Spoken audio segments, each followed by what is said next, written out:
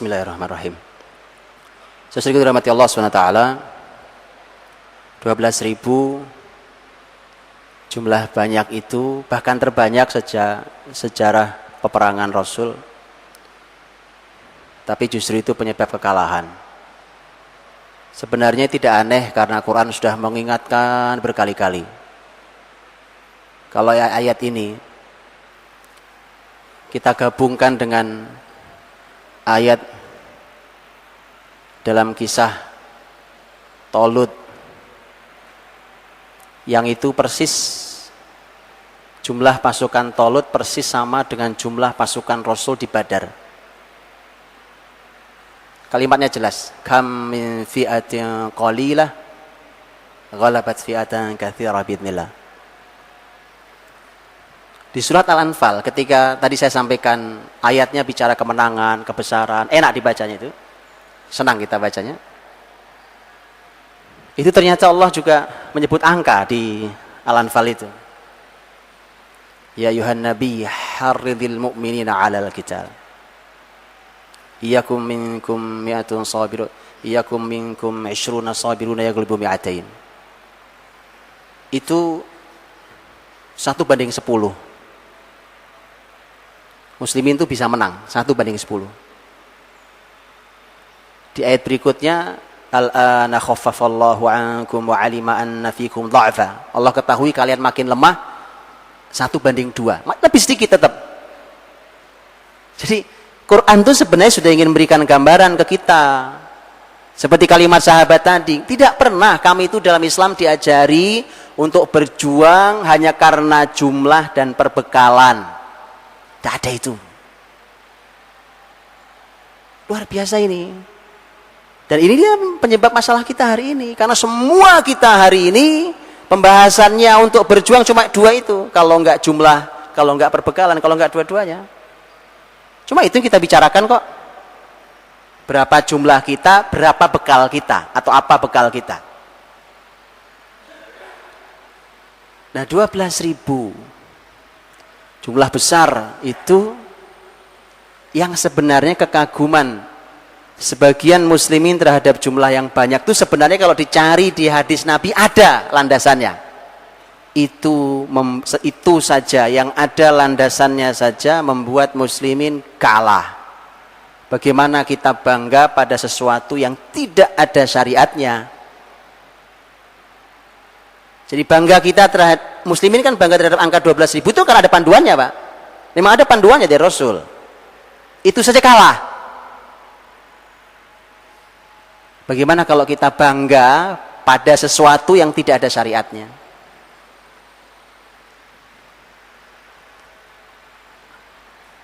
Disinilah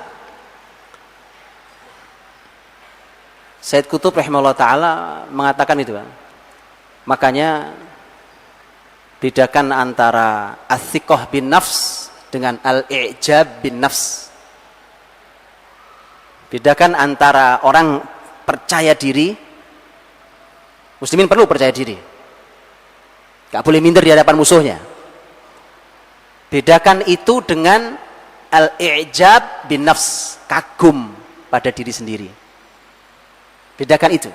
Yang membuat kalah adalah kagum pada diri sendiri. Karena kalau kagum pada diri sendiri, itu orientasinya kita. Karena saya kagum sama diri saya, saya orientasinya, diri saya ini. Semua serba saya, karena saya, ini kan saya, kami. Tapi kalau as-siqah bin nafs, dia tidak akan pernah bergeser dari panduan utamanya, yaitu Allah. Bedanya. Kalau i'jab bin nafs sudah bergeser, dari Allah sekarang bergeser pada diri kita sendiri. Karenanya ketika kita melihat perang Hunain itu, angka 12.000 ini mari kita bedah lagi, Pak. Jadi setelah Allah menyampaikan tentang i'jab, id a'jabatkum, i'jab, kagum, bangga sendiri dengan jumlah yang banyak, ternyata kita harus bedah lagi supaya kita tahu sampai nanti pada titik dalam di mana sumber masalah dari 12.000 ini. Harus didalami lagi. 12.000 itu kan globalnya, tapi bukan 12 ribunya masalah. Harus dicari di mana titik masalahnya supaya jadi pelajaran buat kita. Bapak Ibu dirahmati Allah. Rasul itu kan dari Madinah membawa 10.000 sahabat untuk Fathu Makkah Ramadan tahun 8 Hijriah. Begitu Nabi masih di Mekah, datanglah informasi intelijen beliau bahwa orang-orang suku Hawazin, suku Bani Thaqif, dan beberapa suku-suku kecil lain di sekitar Mekah sepakat untuk kumpul untuk nyerbu muslimin di Mekah. Karena masyarakat Thaqif itu Taif. Jadi kalau dari Mekah jaraknya kurang lebih ya sekitar 70 kilo arah gunung. Orang-orang Thaqif dan orang-orang Hawazin, mereka termasuk Arab yang masih percaya bahwa kami ini, jadi kalau Muhammad menang lawan Quraisy, Muhammad belum nyoba kami.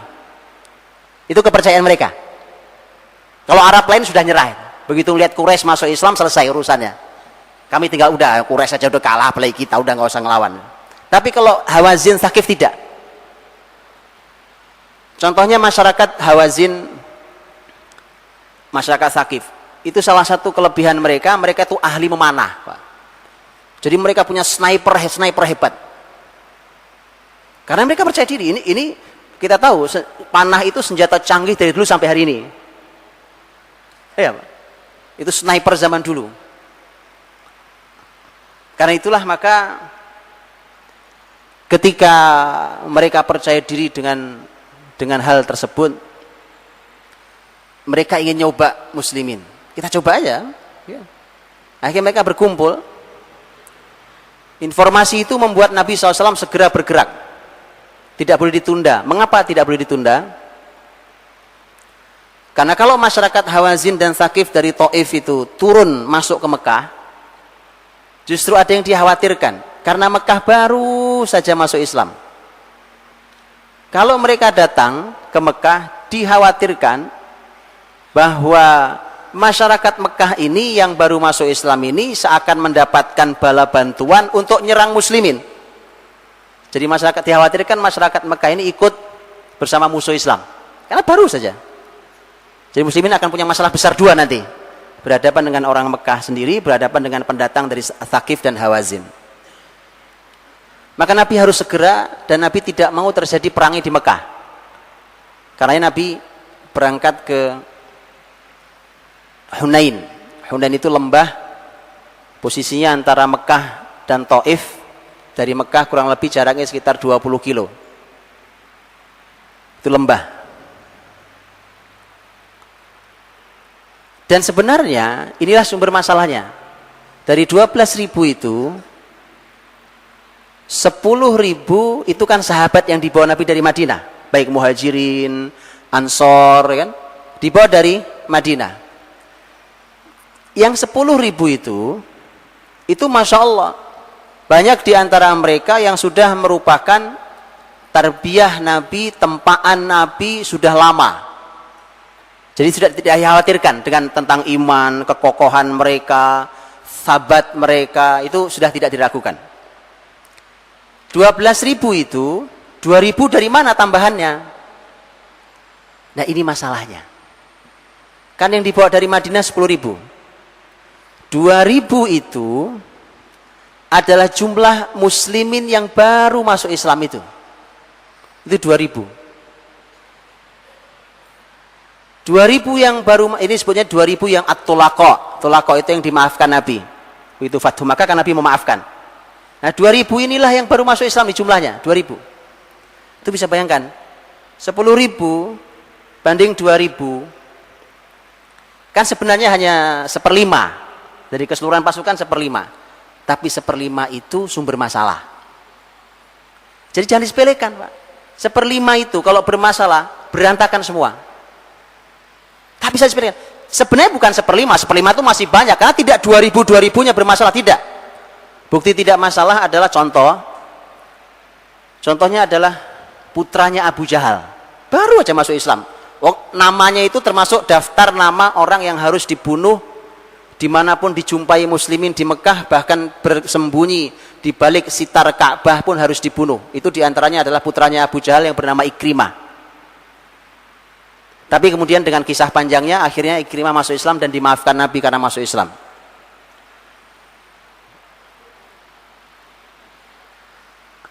Ikrimah itu termasuk orang yang walau baru masuk Islam itu ternyata Masya Allah kokoh. Nanti begitu Rasul kocar kasir, muslimin kocar kasir itu meninggalkan Rasul, ternyata Ikrimah itu punya kalimat-kalimat yang luar biasa. Baru masuk Islam, tapi kalimat-kalimat luar biasa. Umpamanya Ikrimah mengatakan bahwa ini bukan karena Muhammad SAW. Ini Allah semuanya. Artinya menang kalah itu Allah yang tentukan, bukan karena Nabi misalnya. Kemudian Ikrimah juga mengatakan ini kan masalah pergantian. Ya, kadang muslimin menang, kadang muslimin kalah. Wa tilkal ayyamu nudawiluha bainan nas. Begitulah hari-hari kami pergilirkan di antara manusia. Kadang di atas, kadang di bawah, kadang menang, kadang kalah. Kalimatnya luar biasa Ikrimah. Karena banyak beberapa orang itu nanti begitu muslimin kocar kacir itu kalimatnya aneh-aneh. Padahal sudah masuk Islam, sudah syahadat. Ada yang kalimatnya hari ini sihir Muhammad batal. Sudah masuk Islam. Gitu ya? Hari ini sihir Muhammad batal. Jadi masih menganggap bahwa kemenangan ini sihir. Hari ini sihirnya kalah. Jadi artinya begitulah Pak. Tidak semua menjadi penyebab kekalahan 2000. Ada orang-orang kokoh seperti Ikrimah. Sampai ada tokoh besar Quraisy yang bernama Suhail bin Amr. Itu ketika berdialog dengan Ikrimah itu sampai bingung lihat Ikrimah kok baru masuk Islam tapi kokoh sekali. Suhail juga baru masuk Islam. Kata Suhail, Ikrimah, kamu kok punya keyakinan sehebat ini dari mana datangnya? Kan baru masuk Islam. Suhail juga bingung. Kata Ikrimah, dulu waktu kita masih musyrik, kita ini orang gak punya akal. Berhala kita sembah. Hari ini akal kita kembali. Kita normal, punya otak lagi. Karenanya saya bisa, itu maksudnya kita bisa mikir sekarang. Ikrimah kokoh sekali Pak. Nah, ternyata memang hanya sekelompok orang kecil, bukan 1/5 sebenarnya. Hanya sekelompok orang kecil. Begitu melihat muslimin banyak itu waktu berangkat dari Mekah, hanya 20 kilo sebenarnya. Itu mereka sebagian orang itu melihat jumlah ini berkata, lan nughlabal yauma min qillah. Hari ini kita tidak akan kalah hanya karena jumlah yang sedikit. Banyak jumlah kita nggak akan kalah. Kalimat itu sampai ke telinga Rasul sallallahu alaihi wasallam. Wajah Nabi berubah, Pak. Nabi sedih luar biasa dengan kalimat itu. Nabi tahu apa yang akan terjadi, Pak. Ini mesti ada efek buruk kalimat ini. Tapi sudah keluar mau bagaimana? Ucapan keluar nggak bisa ditarik lagi, makanya hati-hati bicara. Sudah nggak bisa, sudah. Terima saja apa yang terjadi, Rasul juga tidak tahu. Dan subhanallah, ini dibiarkan Allah, tidak ada wahyu turun kecuali setelahnya itu supaya muslimin belajar sendiri tentang kekalahan, tidak dicegah oleh wahyu. Dibiarkan supaya muslimin jadi punya pelajaran sendiri. Dan akhirnya keluarlah kalimat itu.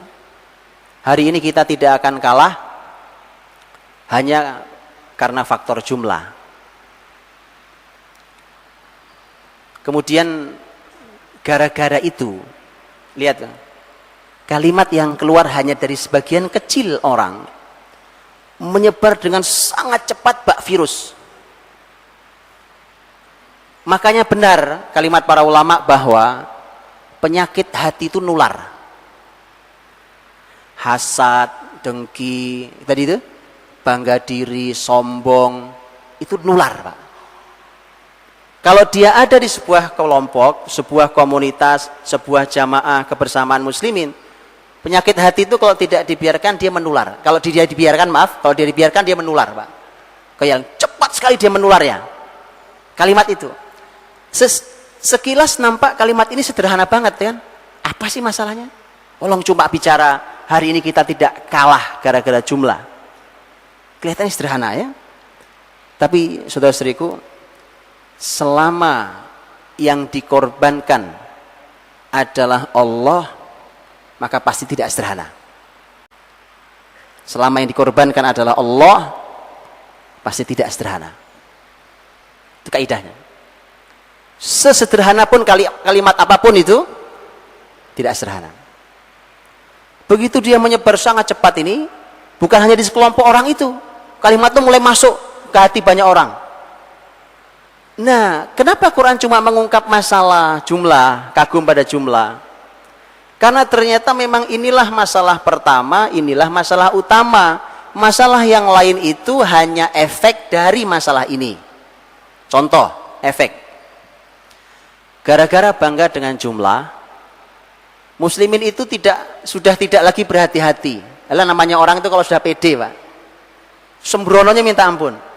Itu efek orang pede plus sombong, bangga diri. Itu akhirnya dia menjadi sembrono, tidak hati-hati. Nabi dari Madinah ke Mekah kurang lebih kan 500 kilo itu. Waktu Fathu Mekah ini, Fathu Mekah Ramadan, itu ditempuh oleh Nabi dalam waktu 10 hari. Kalau di rata-rata dalam sehari, jadi Nabi berjalan berapa kilo? Ya. Artinya Nabi menempuh dalam satu hari itu 50 kilometer. Ini normalnya nih. Dan ini perjalanan normal. Bawa pasukan 10.000, jumlah yang besar, satu hari tempuhannya 50 kilometer. Satu hari itu. Itu normal. Bapak Ibu tahu nggak? Dari Mekah ke Hunain yang hanya 20 kilo, yang seharusnya ditempuh hanya setengah hari kan? 20 kilo kan setengah hari, berarti harusnya setengah hari sampai. Bapak Ibu tahu berapa lama sampainya? Tanggal 6 Syawal berangkat, baru nyampe tanggal 10 Syawal. Udah hilang semua ukuran, semua perhitungan matang yang biasanya begitu matang udah hilang semua. Apa faktornya? Cuma satu tadi itu. Orang sudah bangga, alah kita udahlah santai aja, mau apa juga menang pasti. Akhirnya sudah sembrono semuanya. Perjalanan 20 kilometer yang harusnya hanya setengah hari, masa ditempuh 4 hari? Sudah nggak benar. Apa efeknya? Efeknya Hawazin dan Thaqif, musuh Islam itu menguasai Hunain karena datang lebih dulu. Jadi menguasai lokasi-lokasi strategis. Ini jauh berbeda dengan ketika muslimin dengan tawakal paling tinggi di perang Badar. Surat Al-Anfal. Di mana muslimin datang ke Badar duluan, menguasai wilayah strategis. Kita kehilangan wilayah strategis. Wilayah strategis itu karena itu lembah, Pak. Itu kan lembah. Maka orang Hawazin dan Thaqif yang membawa, jadi mereka itu waktu perang itu membawa semua di bawah. Ini kebijakan pemimpin tertingginya Malik bin Auf An-Nadri. Itu dibawa seluruh pasukannya, perempuan, anak-anak, kambing, onta, semua dibawa. Ada salah satu orang buta yang bijak dari Hawazin dan Thaqif itu, karena buta dia nggak bisa ngelihat, dia cuma denger, ini kok mau perang tapi kok ada suara kambing, ada suara anak-anak, dipanggil tuh, ini kenapa kok ada suaranya? Dia percaya diri si pemimpin ini, karena si Hawazin Thaqif ini juga percaya diri betul, kita akan menang lawan muslimin, kita bawa aja semuanya. Nanti kita, kan mereka kalau habis perang pesta, Pak. Ya, mereka akan merayakan itu. Sudah diingatkan sebenarnya oleh si orang bijak mereka yang buta itu. Ini enggak benar nih, tapi tetap dia ngotot dengan strateginya. Rasul begitu mendengarkan kabar bahwa Hawazin Thaqif membawa semua hal sampai harta mereka, Nabi mengatakan dengan kalimat sederhana, insya Allah semua jadi ghanimah kita. Insya Allah semua jadi ghanimah kita. Ketika 12.000 seperti tadi itu kemudian berjalan sangat lambat dan dikuasailah lembah Hunain, akhirnya karena mereka ahli panah, maka mereka menguasai meletakkan sniper-sniper itu di balik gundukan-gundukan pasir dan seterusnya, itu dikuasai. Begitu muslimin turun ke lembah itu sudah tidak pakai ukuran, namanya orang sudah bangga diri, Pak. Sudah nggak ada tuh hati-hatinya, turun aja begitu. Begitu turun dihujani panah dari kanan kiri. Jadi efek dari bangga terhadap jumlah banyak itu panjang, kocar kacir, berantakan muslimin. Begitu berantakan sudah pergi semua. Bisa dibayangkan, ini ada sebuah riwayat di sejarah, ada beberapa riwayat sebenarnya. Pertanyaannya gini, berapa yang tersisa di sekeliling Rasul? Karena kalau Rasul itu nggak mungkin lari, Pak. Rasul nggak akan lari, nggak akan lari. Ini nanti juga kunci kemenangan muslimin kembali.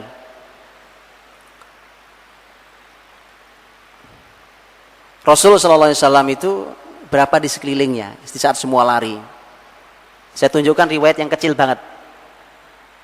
Riwayat yang besarnya adalah tidak sampai 100 angkanya. 12.100 saja nggak nyisa. Antum bayangkan itu.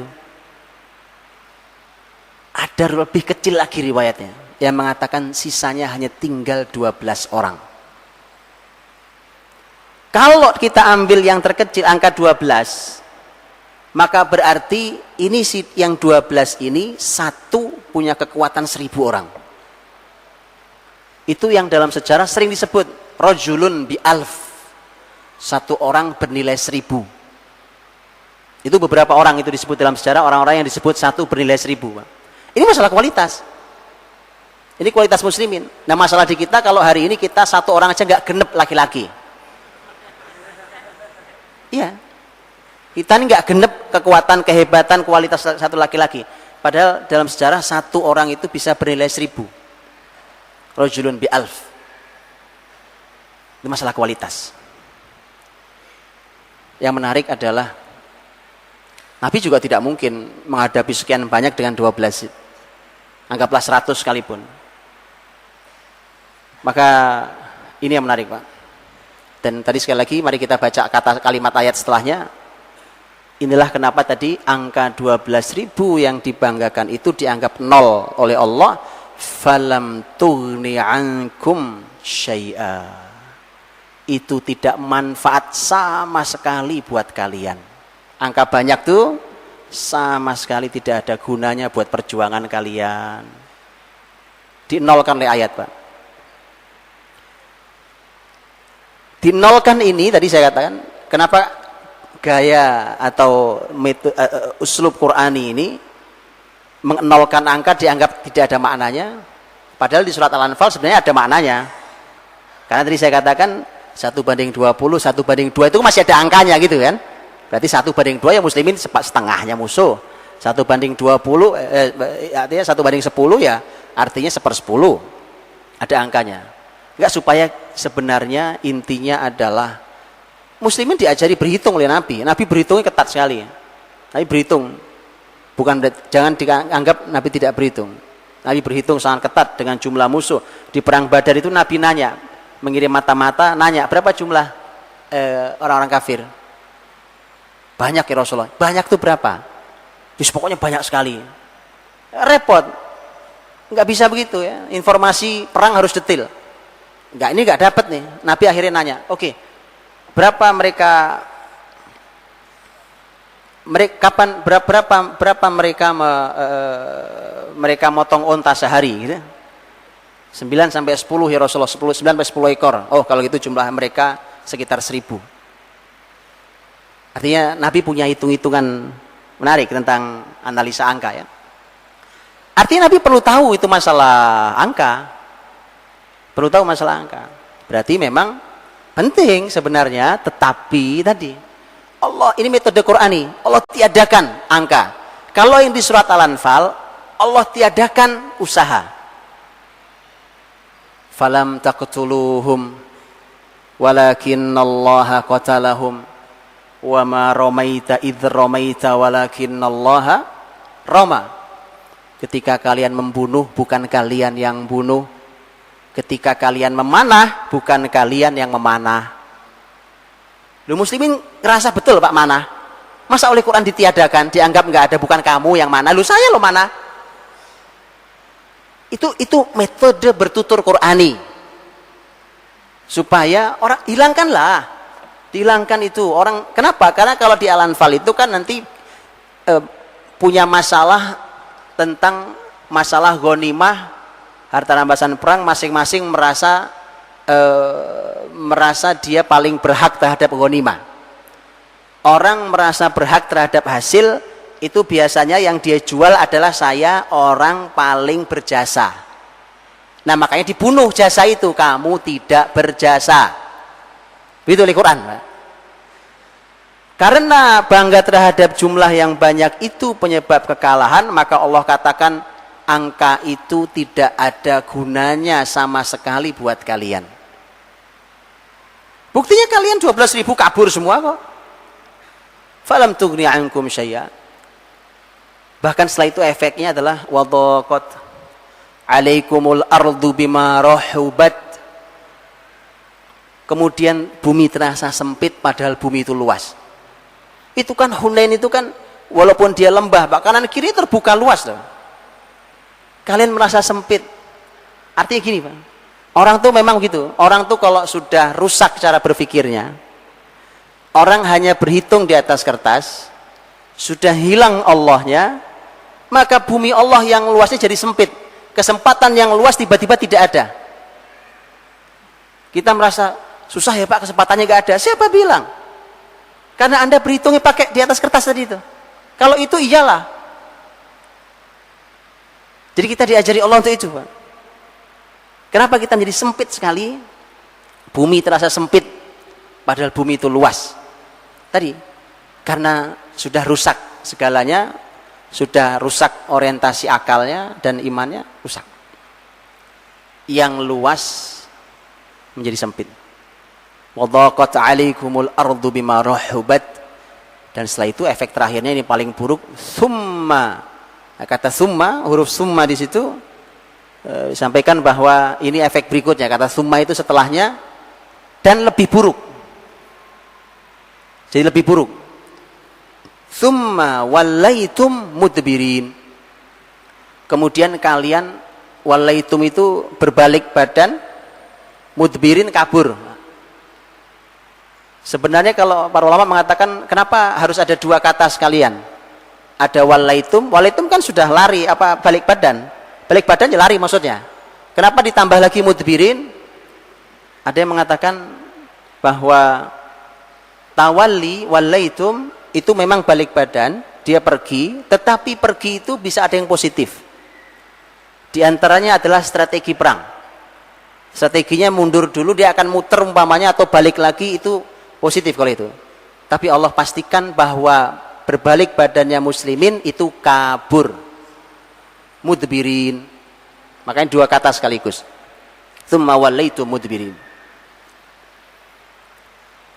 Bayangkan ini, kekalahan luar biasa ini, di puncak kemenangan muslimin dengan jumlah luar biasa ini ternyata setelah peristiwa yang sedemikian hebat dan sudah kacau balau, Nabi ditinggal hanya dengan sekelompok sedikit orang.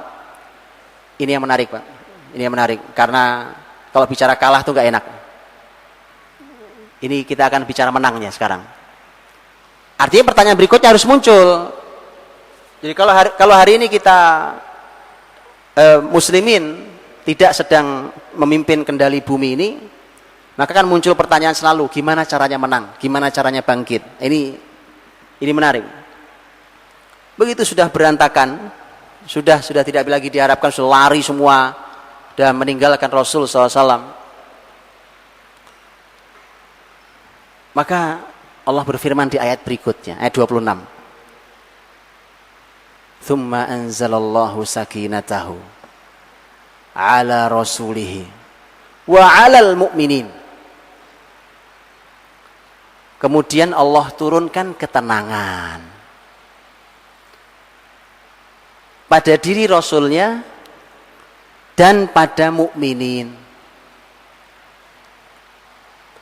Bapak Ibu dirahmati Allah, ternyata kalau mau muslimin bersatu kembali menyambut kemenangan harus dimulai dengan sakinah. Sakinatahu, kemenangan dari Allah, ketenangan dari Allah. Karena ketenangan itu tidak akan hadir kecuali dari iman, Pak. Orang kalau sudah habis ketakutan, lari, kacau balau, berantakan itu pasukan, itu kan yang muncul hati udah gelisah, gundah, takut, itu nggak ada tenangnya sama sekali. Mengembalikan ketenangan itu yang mahal. Allah berikan ketenangan, itu ayat. Cuma bagaimana teknisnya?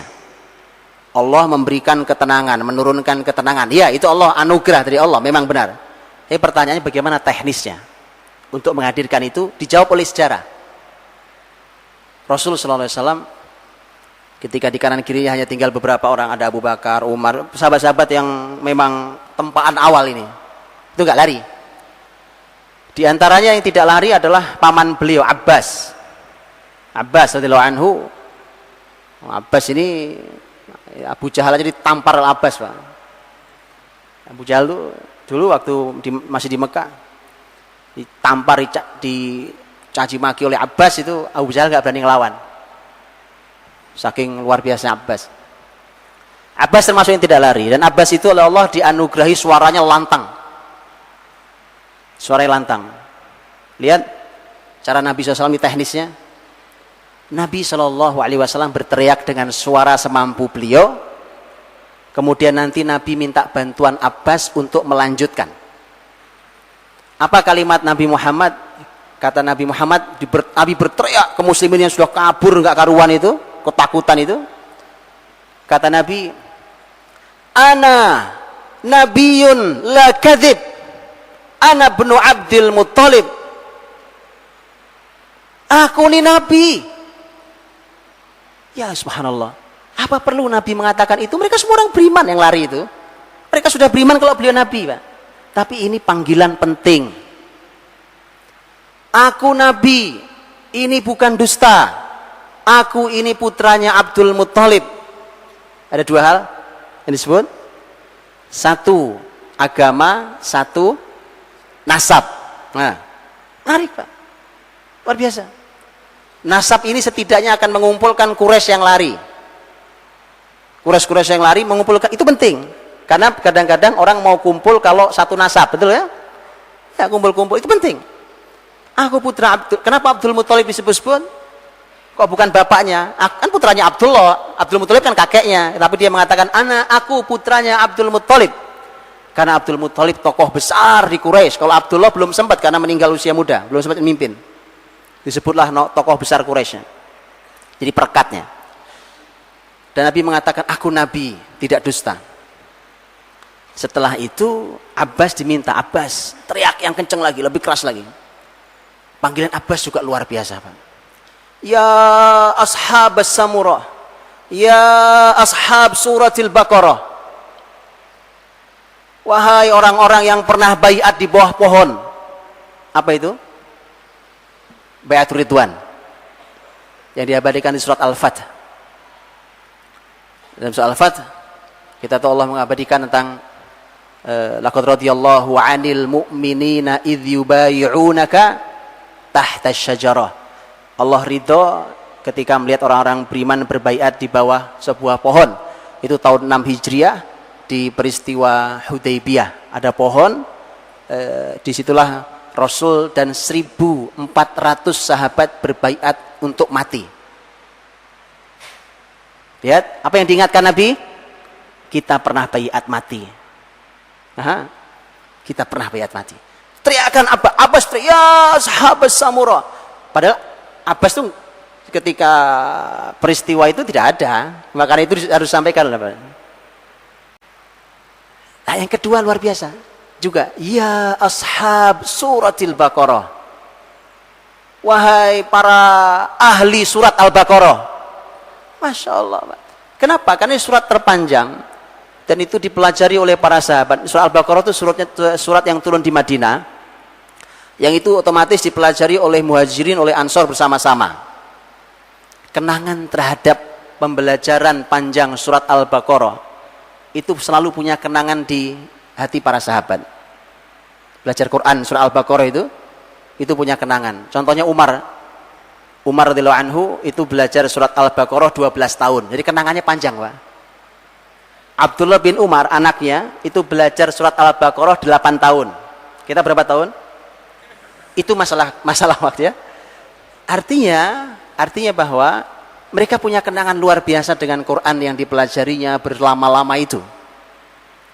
Yuk kita lihat. Panggilan seruan untuk mengembalikan muslimin supaya mau bersatu kembali, tidak menggunakan panggilan dunia. Mengapa? Loh, dunia ini kok yang membuat kalian kabur? Masa saya panggil, ayo sini ada jabatan nih, ayo sini ada gaji besar nih. Wallah, Pak, apapun lembaganya, apapun jamaah kelompoknya, kalau panggilannya dunia, takkan pernah mereka bersatu. Panggilannya aku nabi, tidak dusta, aku putra Abdul Muttalib. Wahai mereka yang pernah baiat di bawah pohon, wahai mereka yang pernah belajar surat Al-Baqarah. Karena panggilan dunia. Allah, Pak, itu panggilan datang, mereka yang lari dengar, berhenti, Pak. Berhenti. Balik lagi. Lihat, subhanallah. Kalau dipanggil hati itu. Jadi teman-teman, ini pelajaran buat kelompok jamaah lembaga kita, ya kan? Kalau yang sudah berantakan, ya kan? Kader-kader yang sudah pada kabur itu. Jangan panggil mereka dengan urusan dunia, nggak akan datang, Pak. Ingatkan mereka dengan kenangan agama ini. Saat kita masih bersama belajar tentang Islam ini. Ambil pelajaran. Menyatukan tidak bisa dengan hanya duduk diskusi seminar, nggak bisa, Pak. Panggil mereka dengan panggilan iman. Quran ini kita dulu pernah belajar bersama. Kalau Nabi pernah baiat untuk mati bahkan. Datang lagi, beberapa unta itu ditarik kembali nggak mau, Pak. Kebayang lah ya, 12.000 terus unta, kuda, keledai pada lari, ya kan? Itu kan unta juga panik, Pak. Bukan cuma orang yang panik, unta, kuda semua panik. Ditarik lagi balik nggak mau. Tapi karena panggilan iman, sahabat turun dari kendaraannya, kendaraan yang nggak bisa ditarik, turun, kendaraan suruh pergi terserah dia jalan kaki. Dia sambut panggilan Rasul Shallallahu Alaihi Wasallam. Itu iman. Makanya membangun tim itu iman, Pak. Sehingga kalau suatu hari ada guncangan seperti di Hunain, mudah dipanggil kembali. Dahsyat. Rasul memberikan pelajaran itu. Jangan ikatan kita adalah ikatan sekedar baju, sekedar alma mater, apalagi cuma urusan gaji, urusan begitu, itu mudah kaburnya. Ikatan terkuat kalau kita ikat dengan ruh, hati, iman.